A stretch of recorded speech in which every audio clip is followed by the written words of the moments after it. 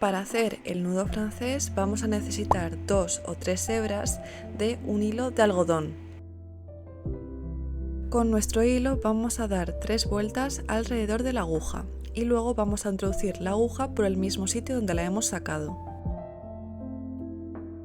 Si le dais más vueltas al hilo alrededor de la aguja, os van a quedar bolitas más gruesas.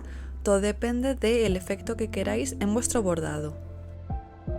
Para que no se os deshaga el nudo francés es muy importante que volváis a introducir la aguja justo por donde la habéis sacado.